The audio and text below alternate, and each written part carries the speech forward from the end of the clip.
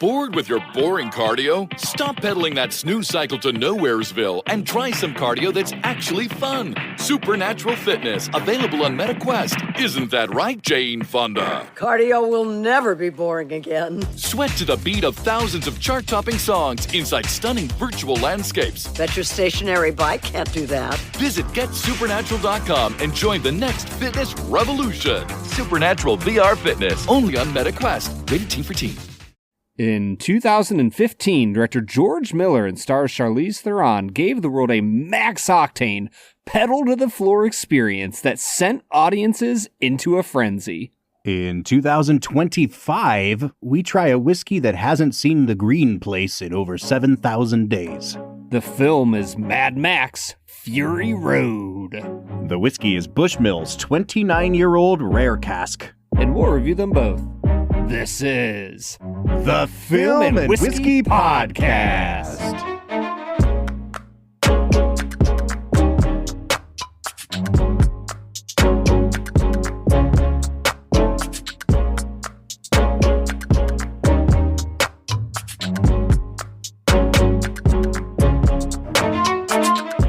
Welcome to the Film and Whiskey Podcast, where each week we review a classic movie and a glass of whiskey. I'm Bob Book. Witness me! You nearly just blew out my headphones. I am not going to have fun editing this today because I already could tell that you're going to scream witness me 14 times over the course of this recording, Brad. Is it bad that I think that the first witness me moment might be the best moment of this film? I like the very last one, but they are on par with each other for sure. Yeah. The first one, I get Holy Spirit chills when he does it. I don't know if that's the spirit that's chilling you in that moment, Brad, but folks, welcome into the Film and Whiskey Podcast. Today we are looking at the 2015 film Mad Max: Fury Road. Brad, I'm not going to bury the lead here. This is one of the weirder, hard sci-fi films that we've done in a long time. I say hard sci-fi. It still takes place on Earth, but it is in a post-apocalyptic wasteland where people have forgotten everything that came before the apocalypse except car stuff.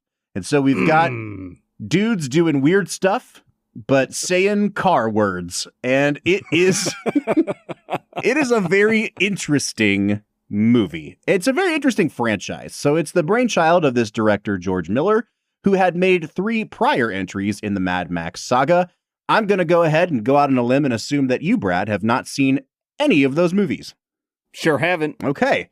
So the first one, I think, comes out in 1979. It's one of Mel Gibson's first films. It's a true Australian movie, and it takes place pre-apocalypse. There's some elements of these weird biker gangs, but it's more like a societal collapse movie.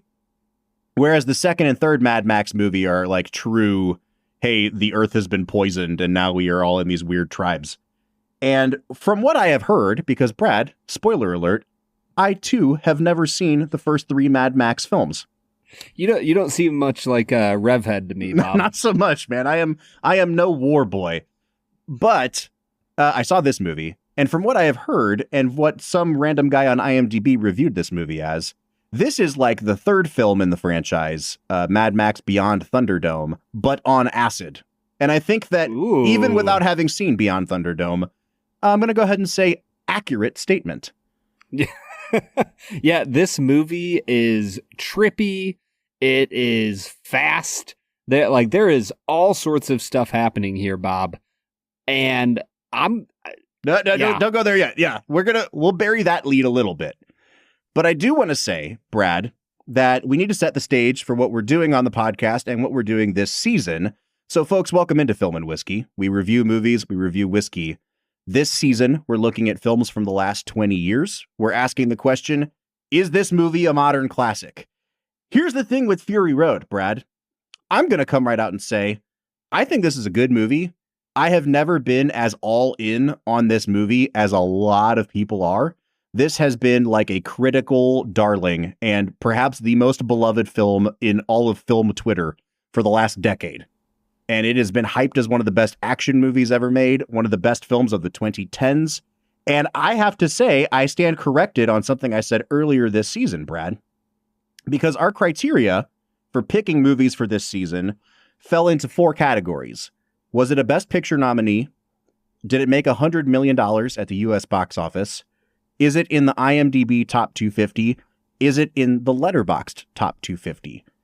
And I need to say, Brad, this is a movie that checks all 4 of those boxes. All 4 of the boxes. I didn't think Robert. we had any beyond Oppenheimer and potentially Dune 2. This is the only other one, man. Wow. So this is a big deal movie, Bob. it is a big deal movie. And so I'm kind of in between a rock and a hard place where it's one of those films that I have to kind of begrudgingly acknowledge, regardless of my own personal feelings on it. I think it kind of is a resounding yes to our question of, is it a modern classic? Because it clearly is clicking with a huge number of people.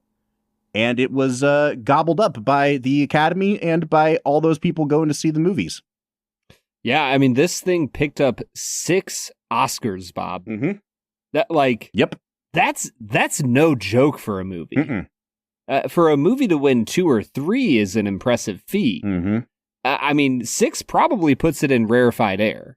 A lot of them are what we call below the line. So not Best Picture, not Best Director or Actor or Actress. And I think that if there's anything that we're going to talk about a lot with this movie, Brad, it's the craftsmanship behind this movie. Unbelievable amount of craft went into this movie. And it has a very specific look and a very specific vibe that you kind of have to give credit to the director, George Miller, as well. Again, regardless of if you vibe with it or not, it's a unique movie. And it got praised a lot for how much of the effects were done practically. And I think you can tell, there's obviously a little bit of green screen going on, and they used CGI to enhance some things in this movie. But, there's also some part of me that is just hey, there's a dude strapped to the front of a truck playing a guitar that shoots fire. This is kind of everything I want a movie to be in my 9-year-old head. It's literally like a Metallica AC/DC concert on a truck going 80 miles an hour in the desert. All right. With that said, I don't want to go much further without really picking apart what you think of this movie. So we have to get to our first segment of the day, which we call Brad Explains. Brad's gonna give us the movie plot with only 60 seconds ticking on the clock. So let's go ahead and hear your take with this little segment that we call Brad Explains. Brad Explains is the part of the show where Brad breaks down the plot of the film that he has just seen, often for the first time. Once again, Brad, I'm assuming first time watch with Mad Max Fury Road? Bob, I have an announcement to make. Uh-oh. This is a first in the history of my life, as well as the history of the Film and Whiskey podcast. This was my first and second time viewing this movie in one day. You watched the whole thing twice? I woke up at 5:30 in the morning. I watched it from 5:30 to 7:30. And then I was doing dishes later that night, and I was like, I can't stop thinking about this movie. I need to watch it again. And I texted my best friend Steven and was like, bro, witness me. And he came over and we watched it from 8:30 to 10:30. And I bookended my day with Mad Max Fury Road. That's insane. I am so proud of you right now. I freaking loved this movie. Did you really? So much. Oh, yeah. I thought you were going to hate it, Brad. Oh, this is awesome. Because I knew this was either going to... There is no in-between on this movie. You're either going to be 100% on board or all the way out on this movie. And I will say, I'm not going to give this movie a 10 out of 10. It is not a perfect movie. So a little peek behind the screens. We actually recorded the whiskey segment earlier because we live busy lives. So I'm going to say the same thing I say in the whiskey segment. Friend of show, David Thomas Tao, taught us a new term last week called crushability. Mm-hmm. This is the most 11 out of 10 crushable movie I think that has ever been created. Oh, what a bro. I love this, dude. I'm so proud of you. On that note, you have to break down what this movie is about, which is, it seems very simple. Like, you could give a 3-second description of this movie, but if you want to flesh out the world, you could probably fill a whole minute. The time is yours. You get 1 minute on the clock. Spoil the hell out of this movie and go. Witness me! Mad Max Fury Road is a post-apocalyptic film set in a world that is dominated by the desert. There are 3 territories. There's the Citadel, Gastown, and Bullet Farm, all of which maintain an iron grip on the population that is left on the Earth. The leader of Gastown sends his Imperator Furiosa on a trip to get supplies from the other towns. She takes the war rig off into the desert, and for unknown reasons, but she steals away his breeders, some beautiful young women that he's getting his nasties off. Yeah, he's breeding. Ooh, yep. He is breeding. And so a massive chase ensues. The titular character is tied up like a sack of potatoes as a blood bag onto the front of a car. 5 seconds. He pairs up with the Furiosa, and everything explodes and goes fast, and it's freaking awesome, Bob. This is a 2-hour chase movie. And I want to start today by asking you about something you said a few weeks ago. A number of weeks ago. I believe it was in our Ford v Ferrari episode, where you talked about how at the end of the day, car chases are just not that entertaining. And I kept that nugget in the back of my mind because I was like, well, this does not bode well for the 2-hour-long car chase movie that we're about to watch. Here's the thing, Bob. Ford v Ferrari doesn't have cars that have giant pole vaulting poles on the back of it with an engine, a whole car engine on the bottom of the pole as a counterbalance with wild psychotic suicide men hanging off the top of it throwing bombs at, Matt Damon. But yes, we have these gigantic gas guzzling welded together hot rods racing through the desert. There is a part in this movie where 2 men are on opposite cars that are racing against each other, laying on the hoods of these cars, siphoning gasoline and blowing gasoline directly into these cars' engines as flames explode out the back of them. It is perhaps more a peek into the male psyche than any piece of film has ever been. And the feminine disgust with the men in the world. So surprisingly, there was a ton of pushback on this movie for minimizing the character of Max and making this essentially Furiosa's movie. A lot of dude bros on the internet got really mad that this was such a feminist movie, or they perceived it to be such a feminist movie. So maybe let's get that small controversy out of the way here, Brad. Having no relationship to the Mad Max films, what's your opinion there? I mean, is this a feminist film? And if it is, does that even matter? Oh, I don't think it does. I mean, of all the movies that involve men fighting against women in an actual physical altercation, I don't know how to say this without getting slightly political. This is the most badass of them? This is the most realistic. 'Cause, you know what I mean? Let's be really honest. If you had Warrior Tom Hardy fighting a woman, it wouldn't go well. Right? Sure. The way that they set up the fight between Tom Hardy and Charlize is so well done, where there's always something holding Tom Hardy back, and yet it doesn't do it in a way that takes away from how badass Furiosa is. So it makes it an even, fair fight, even though we know, if Tom Hardy was at full strength and Charlize Theron was at full strength, we know who would win that fight. And so I actually think that this movie makes the most sense as far as the feminineness of the women in the movie and the maleness of the men in this movie. I would actually, as the slightly more conservative person in this podcast, I would say they do a really good job with it. Perfect. now we don't need to discuss it any further. So there you go. Hey, let's go. Okay, where do you want to really dive in on the film? Because we could talk performances, but at the end of the day, the performances are kind of window dressing for George Miller to just do cool stuff. Like, there's no characters in this movie except Furiosa. Yeah. I mean, there are capital C characters. Sure. I don't know that we need to talk about performances that much. I think we have to talk about Immortan Joe for we do. 87 minutes.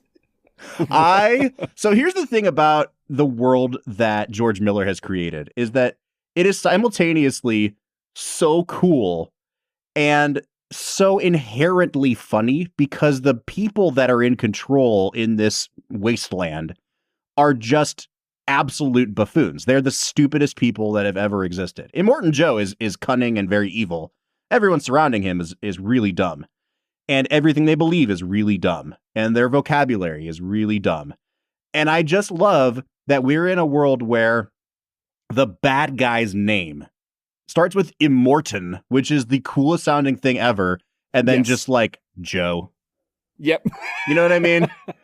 Like I remember making a joke when Furiosa came out this year that like they needed to just have a character whose name is like Imperious Ned. Like just something something that sounds cool, and then you pick like Dave or Keith to be the name that comes after it. And it's Ned Flanders from The Simpsons.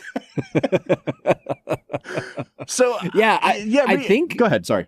I think where I want to start with this movie is with my favorite part of the film, which is not any of the action. It's not any of the acting.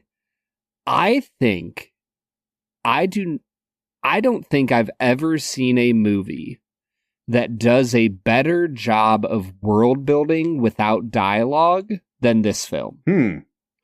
The way that Miller crafts a world, and not necessarily, like, it's not that the world isn't built without human beings saying words. It's built without tons of back and forth dialogue. Like, this is like the anti-Interstellar. Like, you have so many moments where slaves are pedaling, like 200 slaves are pedaling on this giant machine to raise and lower war machines from the top of the Citadel. And you have all of these drivers running up to this massive altar, making a symbol with their hands as they pray, like, to V8, the god of destruction or something. Like, and, you know, the moment when I referenced it already, it truly might be my favorite moment in the movie because it represents so much world building.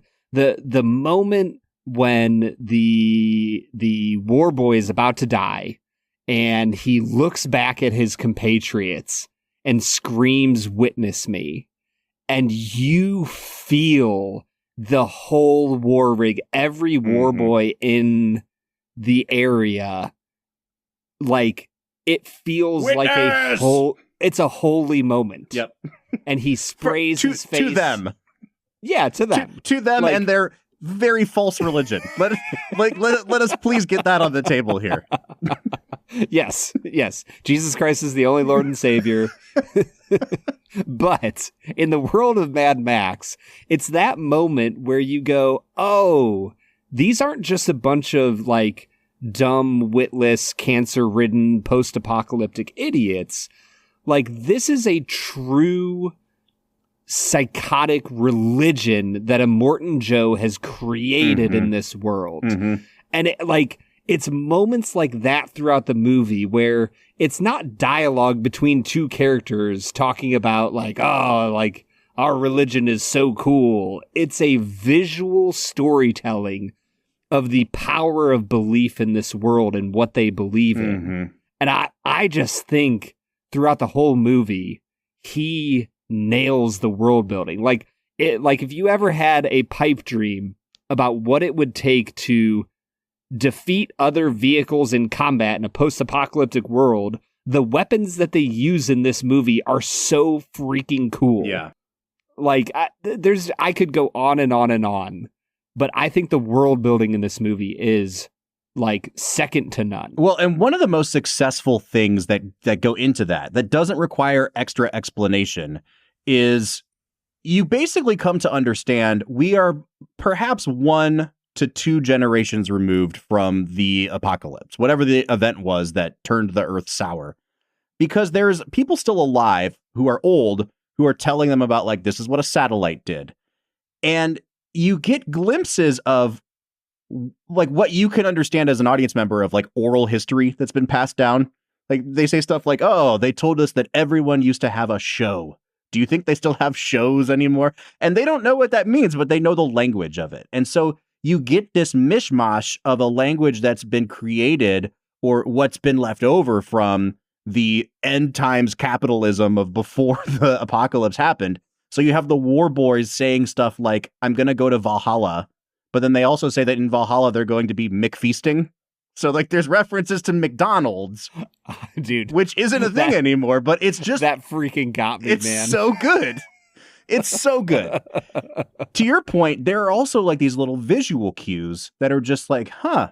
So there's a stretch of the movie that is really brilliantly done. It's supposed to be taking place at nighttime and everything has this blue tint to it. And you can tell they filmed it in the day. It's great old filmmaking technique. But it's when they cut to this. Go ahead. Sorry. Quick aside. I learned that my TV needs replacing, that I only use like once a month, maybe.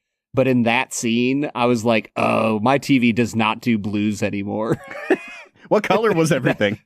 Oh, it was like white, gray, bluish. It was all washed out. It was so bad. Like, the first time I watched it on my computer. It looked great. The second time I was like, wow, I'm going to put it on the TV and it's going to be awesome. And those scenes were not. So in those scenes, though, they cut to this random wide shot of a guy that's kind of dressed like a bird. And he's walking around through quicksand on stilts. And there's... Walking would imply that he's on 2 stilts. Yeah, sure. Hobbling? He's like crawling. He literally has a stilt for each appendage. Yeah. And it's one of the most terrifying things I've ever seen. Just a very unnerving image. And also not commented on at all. Because it doesn't need to be. Because they're passing by and they're just like, what the fuck? And then they just move on. But it's great world building, to your point, Brad. I think we could probably call them the Edgar Allan Poes. Sure. Quoth the Raven. Even early in the film, and I think the women reference it a few times, the young women who are being I was about to say trafficked. Forcibly bred? Yeah, trafficked is the correct word. Well, I meant like trafficked away from him, like anti-trafficked. Anyways, they reference it a few times, but I love when Immortan Joe goes to his vault where he keeps the women, and they have like painted like, you won't own our babies are not your warlords. Mm-hmm. But over the door, there's a quick glimpse of who burned the world or something like that. And they reference that in dialogue later in the film.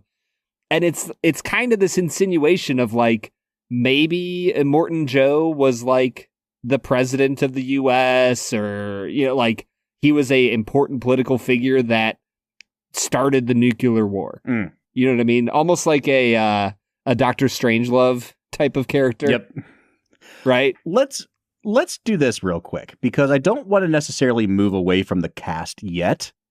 We'll talk about Charlize Theron, because I think that's the only real performance we're talking about. No offense, Tom Hardy, but you've got kind of a nothing burger of a part here.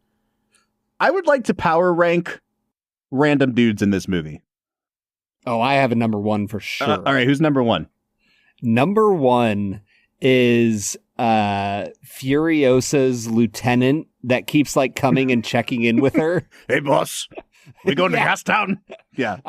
I don't know what it is about him, but the way he pops up in her window feels like I'm watching like a cartoon. Mm-hmm. Like, or like almost like he's a comic book character. A segment that's like just her in the empty space, and then the next segment his face is just there. Yeah, right. And he's talking to her. Oh, it's just my favorite. Now, we've already mentioned the dude with the guitar, whose actual name in the script is the Doof Warrior. Yes. Come on, dude. I mean, just Tell me an that's not iconic the- image. Yeah. Absolutely one of the coolest things. One of my complaints about the movie, Bob, we didn't ever get like an extended, like super Solo. heavy metal guitar yes. riff for like a solid like 3 minutes. Yeah. You know what I mean? Yep. We needed got, him to like, shred. hints of it, but we needed him to shred. Yeah, I understand that he is like bungee corded to the front of this vehicle, but he's just playing power chords, demonstrate that you have some skill, man. Yes. Yeah. I attended an Under Oath concert once, and before Under Oath, the act right before them, I think it was called Animals Before Kingdoms. Okay. But we were in the absolute like front of the mosh pit, right up next to the stage, and there was their guitarist was playing a double-necked guitar, like 7 feet from my face. And I understood after watching him play the guitar why people talk about their faces melting. Yeah. It was the wildest thing, and I wanted that in this movie. Well, see, the cool thing is that they've built in a mechanism where even if his talent doesn't melt your face, the flames coming out of the guitar definitely literally will do that for you. There's a couple more like random guys who come off the bench and just hit 8 threes in a row. And one of them is the fat guy with the gold nose that Max uses as a human shield. Yes. Yes. And then you've got the old woman from Furiosa's like home village that gets chainsawed in the neck at the end. She's wonderful. I don't know what her name is. She's great, dude. Oh, absolutely incredible. I think that all of the young women are great. They do a great job. You've got I almost said Imperator. What's his name? Immortan Joe's 2 sons who are named Scrotus and Rictus. Dude, Rictus is incredible. The moment where he rips an engine off of a car and then just screams his own name. Yes. In triumph. It's incredible. I'm also very thankful that this movie came out in 2015 and not like 2020, because he would have been played by Dave Bautista. I like Dave Bautista, but you're correct. Too. Yes. Yep. But I don't want him in this movie. Like, I love that there's no, like, obviously Tom Hardy, Charlize Theron. Other than them, there's no, like, really big names in cinema in this movie. Like, I think this was Nicholas Holt's, one of his first, like, bigger films. Yeah, I mean, he had broken through as a child actor and then kind of done a bunch of indie stuff as an adult. First of all, love Nicholas Holt. Oh, he's my favorite. Apologies to him for me saying that only Charlize was worth talking about. Yeah. He actually might be low-key the best performance in this whole movie. I was about to say, he's probably hands down my favorite performance in the film. When he is like reciting the prayer of the war boy as he like undoes all the gas lines in his car to fill it up with gasoline. Sorry, to fill it up with guzzling. And like the mantra that he goes through, and when he rips the flare against the ceiling and goes to slam it down, and Max barely grabs his hand, like incredible acting from Nicholas Holt. There is so much slapstick comedy in this movie too, and so in this scene they're driving through a literal sandstorm, which apparently is also a portal to hell. And I was about to say, this isn't, in my mind, it's not a sandstorm. It's like a nuclear fallout. Yes. Storm. For sure. But you have him wanting to commit ritual suicide, and there's no one around to witness him except Tom Hardy, who is called his blood bag because he's been kidnapped and he's being used for his blood for transfusions for these war boys that all have cancer and are like the minions for Immortan Joe. And he just looks at him and goes, "Witness me, blood bag." And then they cut to Tom Hardy, who has a mask on his face and can't talk. And he has like a Looney Tunes eyes bulging out of his head. Like, it is so funny. Oh, it's incredible. Can I also say, I could not get it out of my head both times watching it, that when Hardy has that mask on his face, he looks like Gerard Butler. Oh, interesting. I thought you were going to make a Hannibal Lecter reference there. Yeah, that would be a good reference. But for some reason, I literally was like, wait, I thought Tom Hardy was in this movie. That is Gerard Butler. Gerard Butler would absolutely fit in with a Mad Max. But he has Mad Max energy. He would kill it, dude. It would be so good. All right, let's real quick talk about Charlize Theron because, they make a whole Furiosa movie after this that she's obviously not in. It's a prequel.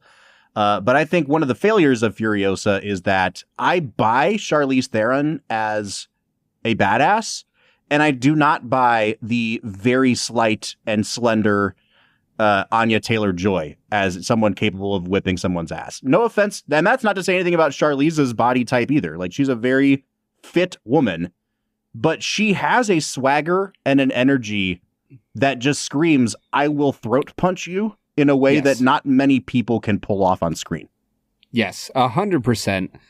I'm going to upset you here, Bob. I actually don't love her performance here, except her eyes. Her eyes are 50 out of 10, the most intense, sad, broken, absolutely incredible. And anytime she talks, I'm like, I don't know if her heart is in this role. Yeah, and part of it, so there's a huge backstory about how she and Tom Hardy did not get along at all on set. So I wonder if that's carrying over. But also, every line of dialogue for her is very bad. Just not good. I mean, they're she's like, oh, I want to get them salvation or whatever. And he's like, well, what about you? And she just looks out the window and goes, Redemption. It's so bad. It's such bad dialogue. And I feel bad for her because anytime the script doesn't have dialogue for her, but the camera's on her, she might be the best performance of the movie. Agreed. But the scene where she just drops her arm and wails in the sand. It's incredible. Dude. Incredible acting. And there's a few moments like that where I wish this was more art housey of a film, and he was willing to just sit in those moments. The second time through of watching it, there were 3 or 4 moments like that where I'm like, George, just let us sit with Charlize for 6 more seconds. I'm not asking for a minute of her screaming, but she screams for 3.5 seconds of film time. Yep. And it could have been 9. Yeah. And it would have been perfect, and the camera could have slowly zoomed out as it just the sand whips around her. It would have been incredible. And there's just a few moments like that where they cut away from a beautiful, cinematic, incredible shot, and I'm like, we spend about an hour and 37 minutes of the runtime in a chase. We could have done with an hour and 35 and a half. Agreed. Yeah, and I actually have my main criticism of the movie is completely based around what you just said. I think we should take a break here. We'll come back. We'll get, 2 facts and a falsehood done. And then I want to go in a little bit on why I think this movie doesn't totally work for me in the way that it does for a lot of people. But it's definitely, it all has to do with that sort of pacing thing. So, Brad, let's take a break. Let's drink some Bushmills, and then we'll come back and witness each other. What do you say? Witness me! Bored with your boring cardio? Stop pedaling that snooze cycle to Nowheresville and try some cardio that's actually fun. Supernatural fitness, available on MetaQuest. Isn't that right, Jane Fonda? Cardio will never be boring again. Sweat to the beat of thousands of chart-topping songs inside stunning virtual landscapes. Bet your stationary bike can't do that. Visit GetSupernatural.com and join the next fitness revolution. Supernatural VR Fitness, only on MetaQuest. Rated T for Teen. All right, so today we are checking out Bushmills, the Rare Casks, 29-year-old Pedro Jimenez cask finish Irish whiskey. That is a mouthful, Brad. It really is. That is incredible. You did it. Bob, this is another wildly cool whiskey that we're drinking this week, following our Bushmills 30 from last week. That's right. We want to say thank you again to our friend Zach Johnston, who unloaded a bunch of samples upon us. As I look at this Bushmill sample, it looks like it says this is sample number 14 of 50. So Wow. Zach was in rarefied air even receiving a sample of this. And even though this is a secondhand sample, I am still very grateful that we're receiving it, Brad. Yeah, 100%. From the start, Bob, I just want to take a mosey down memory lane. From the very start of this podcast, I have been blown away by the kindness and charity that exists in the world of whiskey. 100%. Like, people just don't say no, which is really awesome. Like, the spirit of sharing a pour with somebody extends from like your basic entry level PR rep or sales brand ambassador all the way up to like CEOs in this industry. It's been really, really great, man. Yeah, and it's all incredible. It's led us here. It has culminated in Bushmills 29. So like Brad said, last week we had a Bushmills 30-year-old release that was not part of this series that they call the Rare Casks. So these were annual releases that Bushmills has been doing. And after the first release, I'm reading directly off of a website called Whiskey Advocate right now. The one we're drinking today is the second release in this series. It says that after the first release, Bushmills gave their fans some say in how they picked the second Rare Cask expression.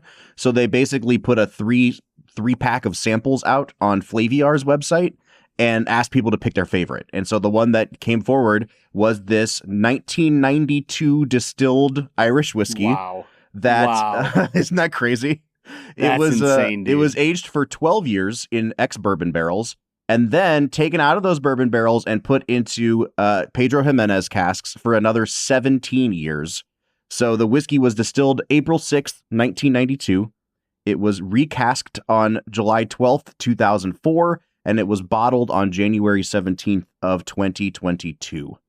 Just think about all of the world events that this whiskey has seen. Absolutely crazy, man. There's a maturity here that these young bourbons just don't understand. They'll never get it, man. They just don't get it. They're only like 8 years old. Like, man, this is a mature drinker's whiskey, Bob. Now, it looks like this was limited to a 500 bottle release. So we're talking like 2 casks. And it was originally slated at a $750 price tag. We'll talk about value when we get there. It is 53% ABV or 106 proof. And Brad, just like last week's 30-year-old, this might have an even darker color to it. We're talking like when you go to a wedding and they have like unlimited Coca-Cola and you kind of get to like the third or fourth glass and your ice has melted. It looks like just slightly watered down Coca-Cola. Yeah, no, absolutely. This is a beautifully dark whiskey, very rare for an Irish whiskey, but we are drinking a rare type of Irish whiskey. So I would expect something this beautiful in my glass. All right, let's dive in, man. I am sipping it live. You've already tried it. So why don't you hit us with your nosing notes?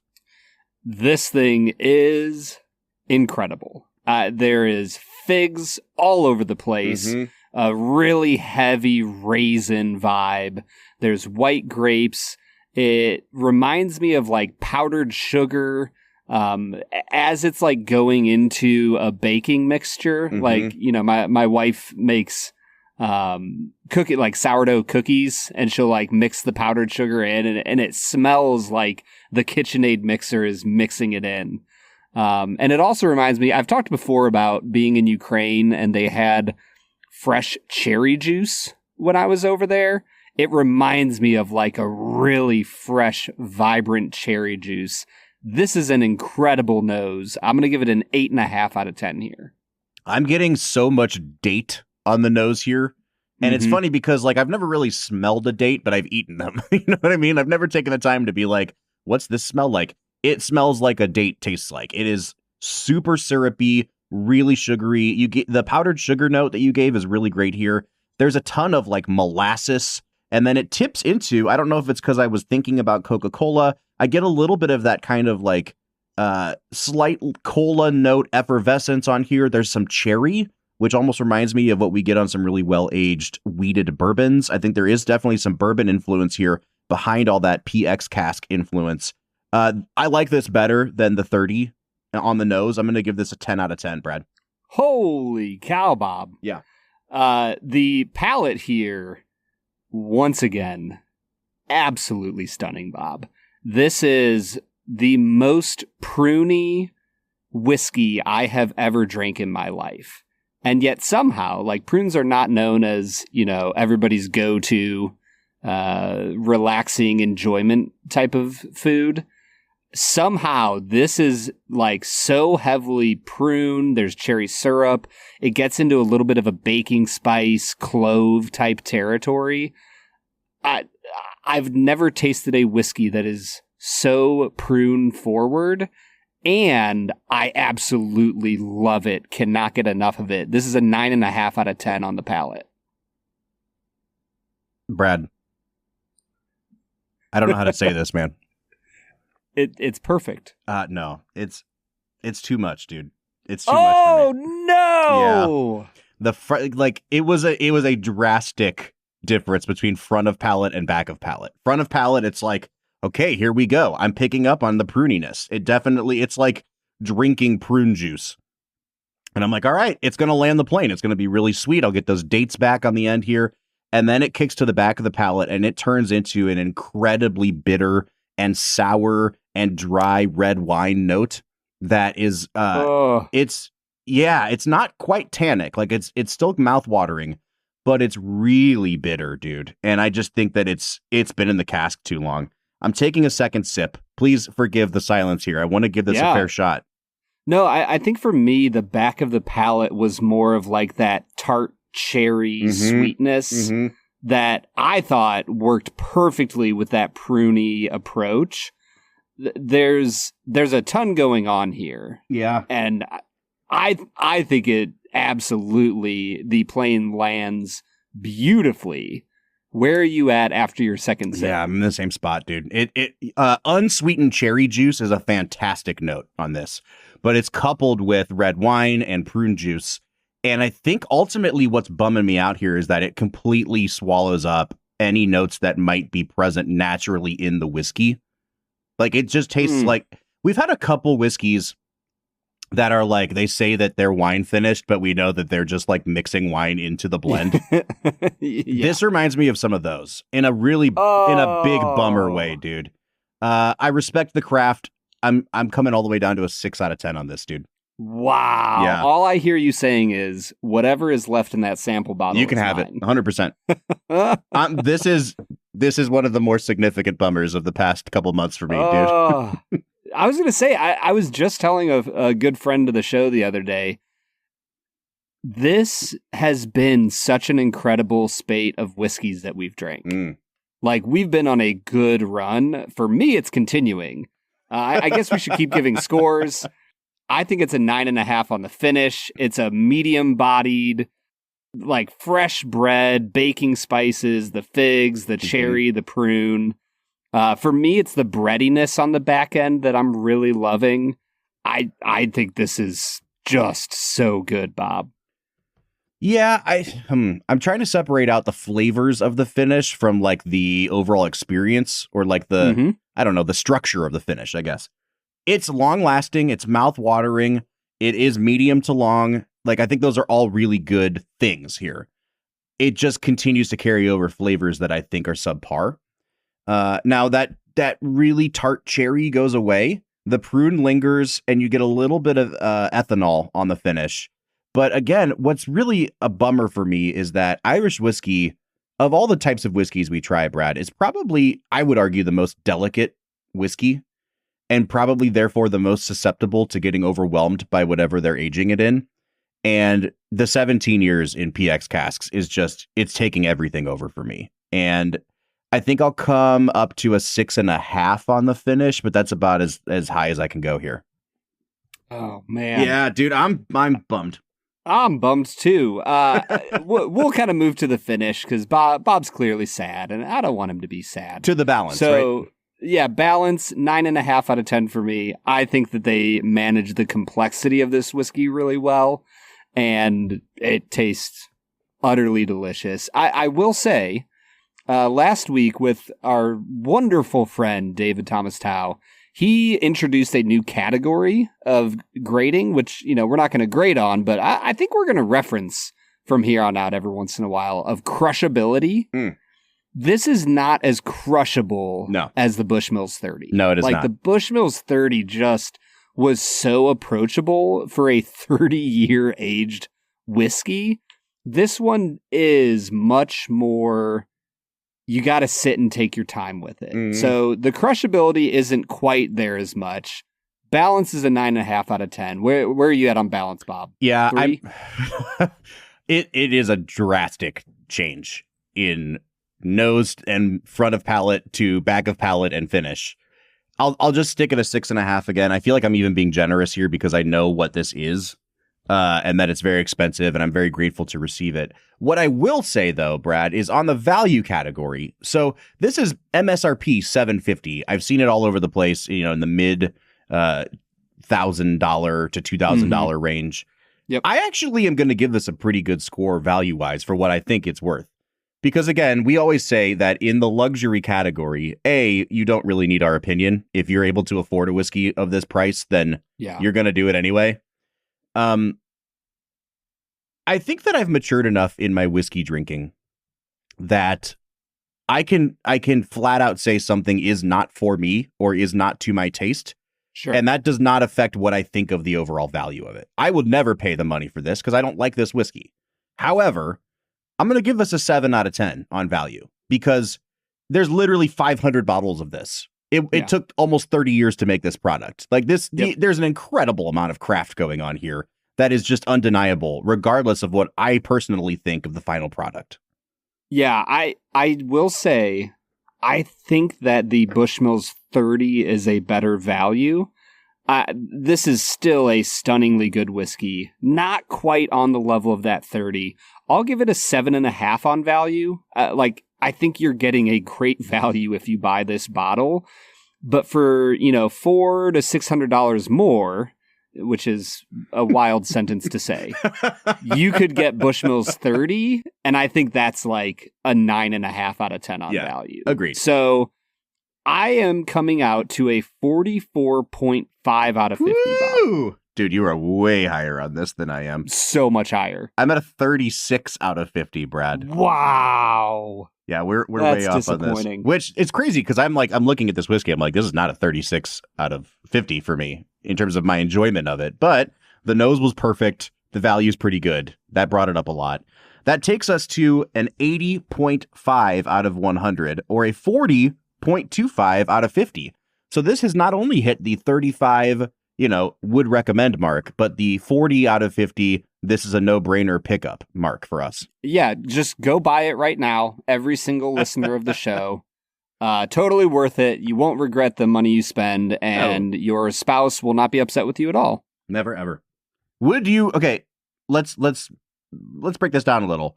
Would you recommend trying this at the bar? Because you're looking at like a $90 or $100 pour here, probably. Yeah. If you are looking for a hell yeah birthday pour, a witness me kind of birthday pour, witness me, then I would say yes, go for it. All right, I'm gonna say no, but that's just me. If they have the 30 available, I would say take that instead. So, Brad, there we are. Let's get back into talking about Mad Max. What do you think? Witness me.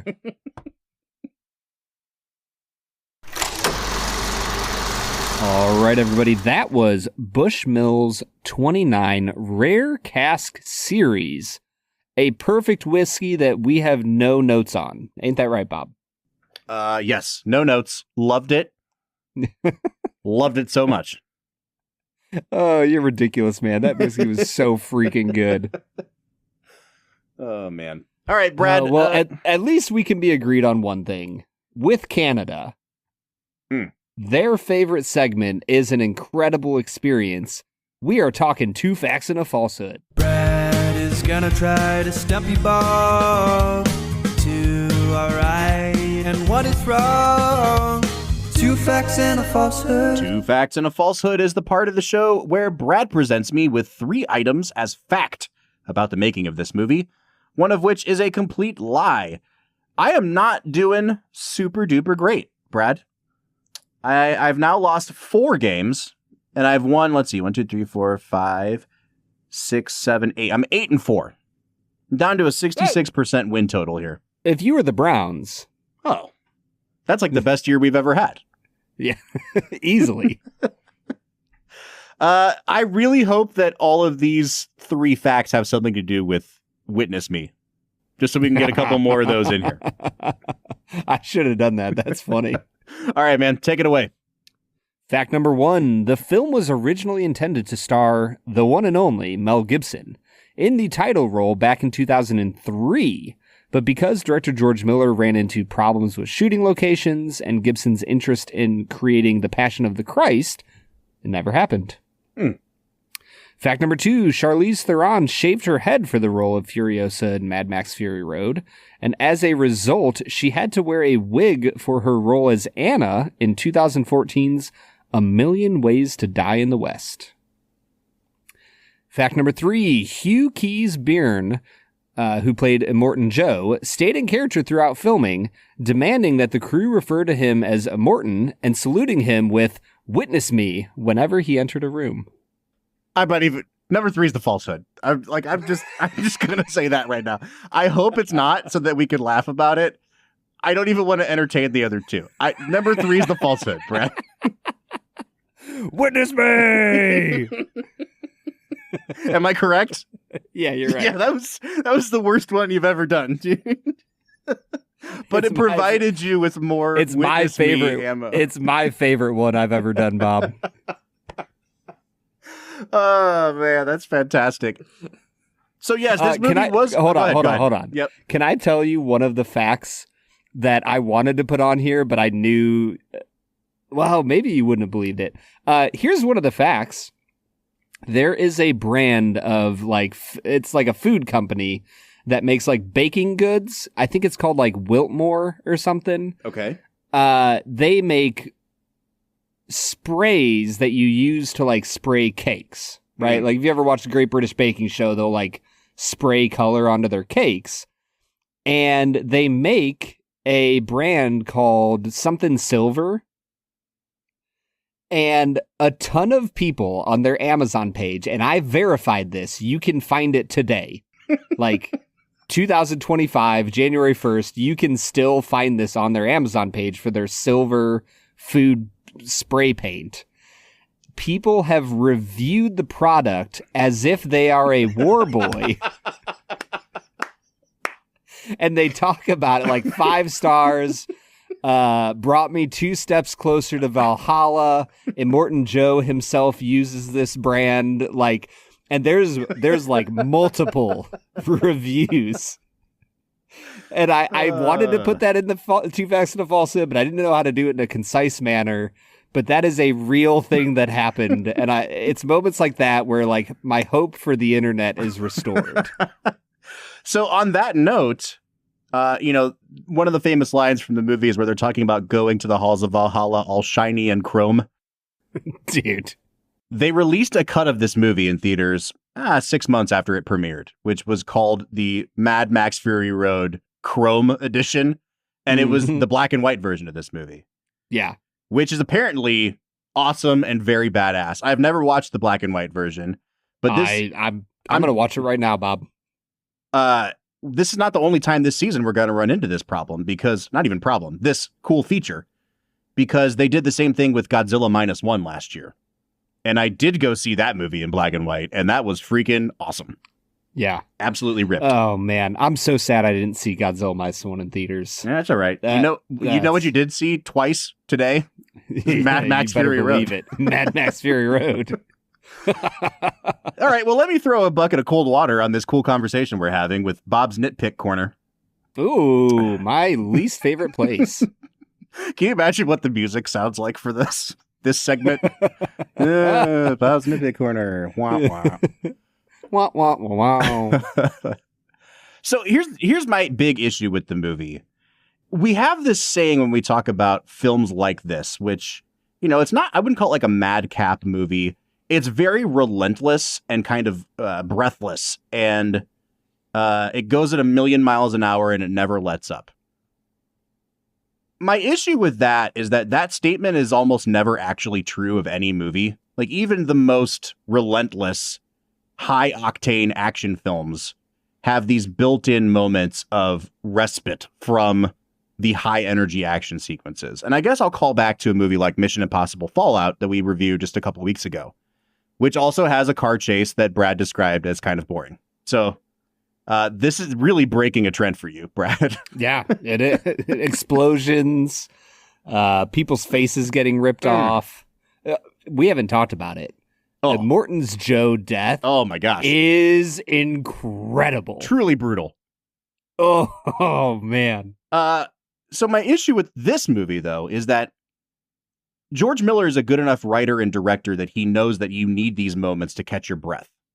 However, the world that he has created is such a heightened thing and such a highly stylized thing that even in moments where you just need pure human emotion to come out to give you a breath of fresh air, you can't really fully get that breath of fresh air because you're still immersed in a world where a guy named Rictus is chasing you. Do you know what I mean? Because Nicholas Hoult says, even Larry and Barry weren't chewing on my windpipe. And they've got little smiley faces. She goes, who's Larry and Barry? And he points to lumps on his neck that he's drawn smiley faces on. So that's because I can never fully, not disengage, but you know what I mean? Like, catch my breath in this movie. I think that it ends up being so extreme all of the time that it becomes kind of exhausting for me. I told you to watch this movie in one sitting, and I'm a hypocrite because I couldn't do it myself today. Now, I've seen this movie before, but this movie works really, really well for me in doses of like a half hour. And anything more than that, it just starts getting to the point where I'm like, oh my gosh, like I feel like sensory overload all the time. And it beats me down a little bit.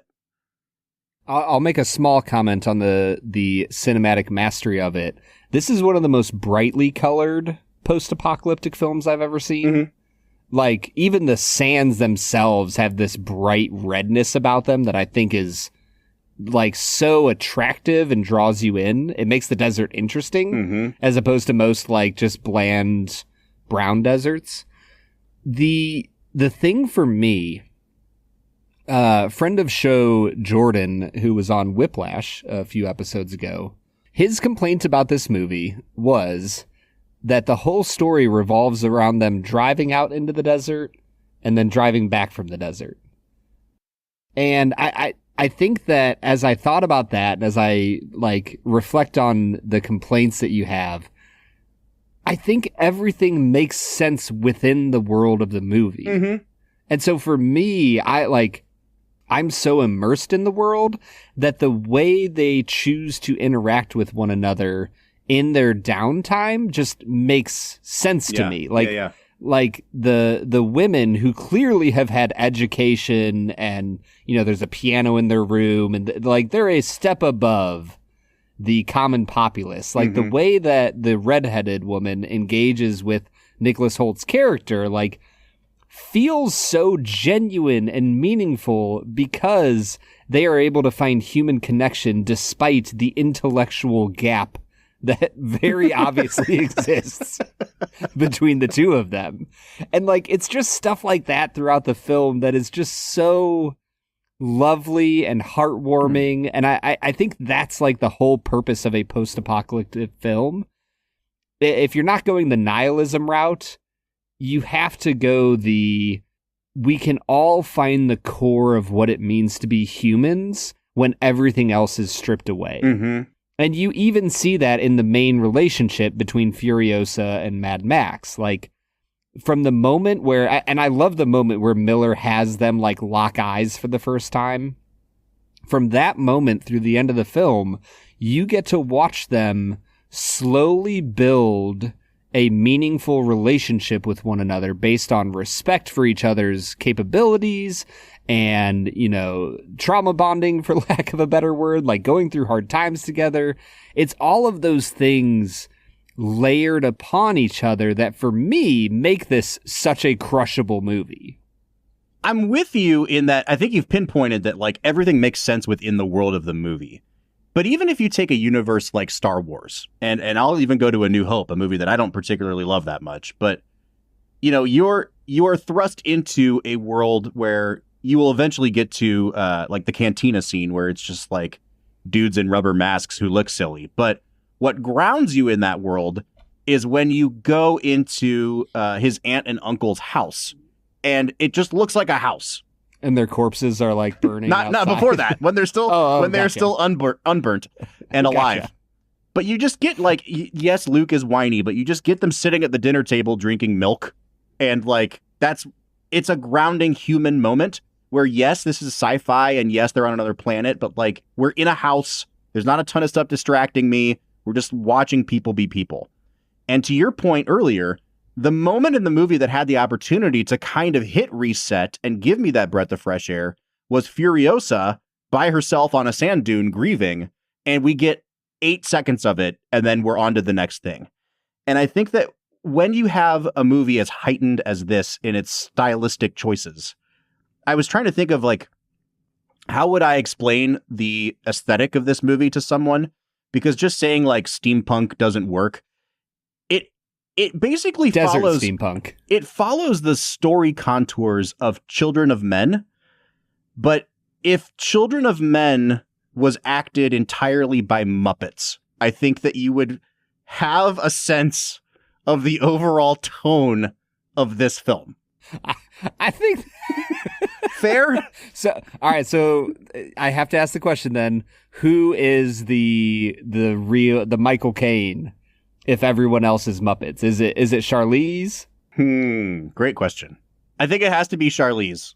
It's either Charlize or Tom Hardy. Yeah. I want to find a funnier answer, but yeah, that actually is the only way it works.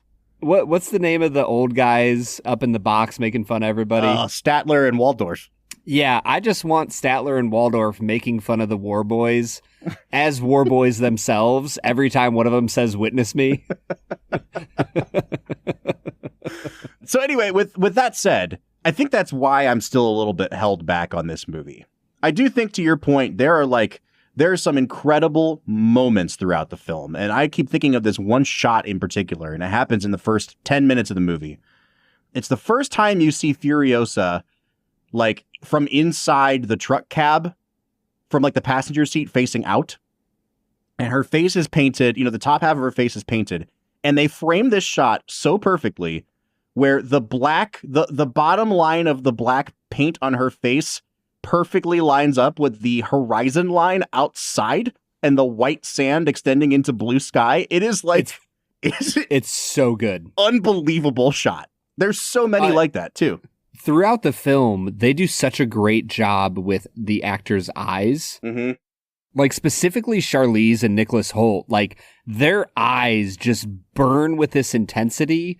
And like I said earlier about the colors of this film, it's almost like they maybe like put the contrast up just a tiny bit so that you can see all of the emotions that these people are going through in absolutely any moment of the film. Brad, I think that we're in a good spot to move to our final segment of the day, which we call Let's Make It a Double, presented by Blackwood Distilling Company. We're near the end of the episode, so thanks for listening to the Film and Whiskey Show. Let's pair another film with this one, even if it's a struggle. It's our final segment of the day, now let's make it a double. Let's Make It a Double is the part of the show where we pick a movie to pair up with this one to make the perfect double feature. Brad, I'm going to go ahead and get mine out of the way here. It's a movie that you've never seen and probably never will, based on just what I know about some things that you are sensitive to in films.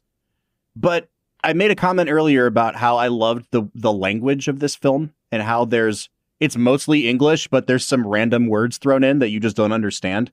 And it reminded me so much of Stanley Kubrick's movie, A Clockwork Orange, where you have this kind of maybe a little bit set in the future society where people use words like droogs for friend, but everything else still kind of looks familiar. It's just this weirdly heightened scenario. And I kept thinking about Clockwork Orange throughout this movie.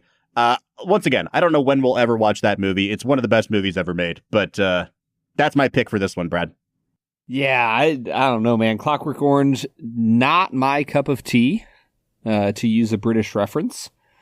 I think, I'm trying to go between pairing this with another just like, I don't know, like wild, great action. Like part of me is thinking about Edge of Tomorrow, something like that. Mm-hmm. I think I'm actually going to stick in the post-apocalyptic world with a movie that I really loved when it came out. I honestly haven't returned to it probably since then. I'm going to go with Book of Eli. Oh, good one. I absolutely loved that movie when it came out. And I think the reason I'll pair it is because I think both films do such a great job of world building of what has happened to the world after the apocalypse. Mm-hmm. And even just the opening shot of Book of Eli is freaking like beautiful and memorable. I think it would be a heck of a post-apocalyptic evening to watch those two films back to back. Man, we could not be more wildly apart in our picks. Yeah, I was going to say, I would start with Book of Eli and then do Mad Max. So Brad picked a movie about the Bible, and I picked A Clockwork Orange. Does not bode well for me at all. All right, so those are our two picks for Let's Make It a Double. Let's Make It a Double is presented by Blackwood Distilling Company. No matter what movie you choose to pair this up with, you can always make it a double with Blackwood Distilling Co. Brad, we are in 2025 now. It's a new year. Hey, Happy New Year, Bob. Happy New Year to you, man. But you know what has carried over from last year is big discounts, baby, on film and whiskey. Because you can still go to bourbonoutfitter.com/filmwhiskey, type in our code filmwhiskey at checkout, and you will receive 5% off a bottle of Blackwood Distilling Company. We've been raving about this toasted rye for, 6 months now.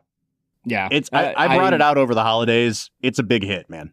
I have finished my bottle. I have moved on to their toasted bourbon. It's freaking spectacular. If you can get your hands on a bottle of it, if you have a little bit of that Christmas money left over, and you're looking to splurge on something just that will knock your socks off, check out Blackwood Bourbon.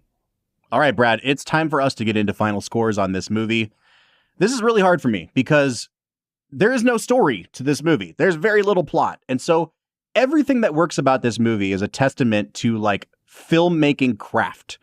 You really could, and people probably do, teach this movie in film school because you could watch it as a silent movie and it would work. You can watch it not knowing anything about the Mad Max universe and it works. It is like, I never thought about that. It truly is just like, this is what it means when someone talks about movie making. Yeah. Making something out of essentially nothing. Yeah, there's so many parts of this movie that I think to myself, this is the combination of like CGI and practical effects coming together to be the definition of movie magic. Like the fact that, 80% of this film is practical and the CGI is used just to enhance and bring it along a little further to tease it out. I don't know if there's many movies that have done it better than this. And I can see why critics especially would give this movie a 10 out of 10 because they're not simply looking at entertainment factor. They're looking at the craft behind it too. For me, I am entertained by this movie and I respect this movie a lot. It just doesn't quite hit the heights that it does for other people. I'm going to give this movie an 8 out of 10. I want to say 8.5, but I need to be true to myself. It's an 8 out of 10. Only an 8. But it's an 8 with like 10 out of 10 filmmaking behind it. You know what I mean? Wow. I don't know if I ever thought I would hear you say this film's craft is perfect. 8 out of 10. Yeah. I would imagine a minimum of like an 8.5, 9. Brad, I'm a new man. It's 2025. I will no longer be swayed in my opinions on this podcast. I'm proud of you, Bob. I mean, at the end of the day, this is an 8.1 out of 10 on IMDb. Yeah. So I think you might be in good company of the masses. I have ascended the masses. I've been chosen by Immortan Joe.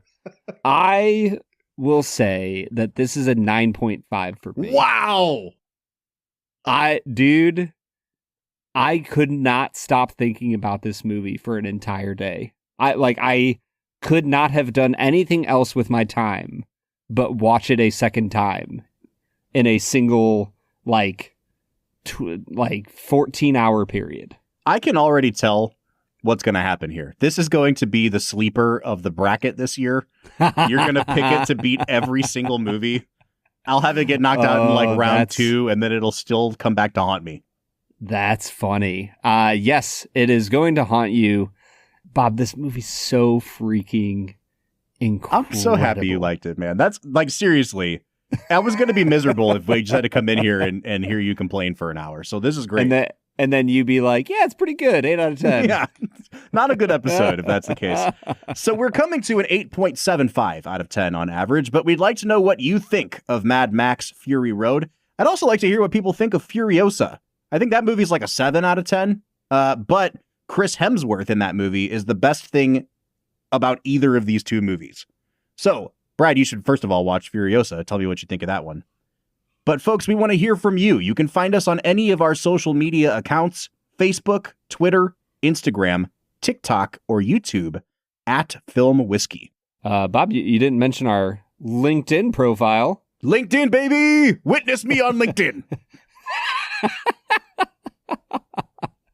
If you want to have a conversation about this movie, this just grand imperator of a film, Bob, you can find a conversation happening every single day on our Discord server. We are over there talking all the time about movies, whiskey, and all sorts of other things. If you would like to join the conversation, you can find a link at the end of every single one of our show notes. Next week, we'll be back with a movie that I really, really, really like, and I'm interested to see what Brad thinks of it. It's a movie called The Big Short. So join us for that next week. But until then, I'm Bob Book. How many cars get blown up in The Big Short? 0. Witness me! And we'll see you next time.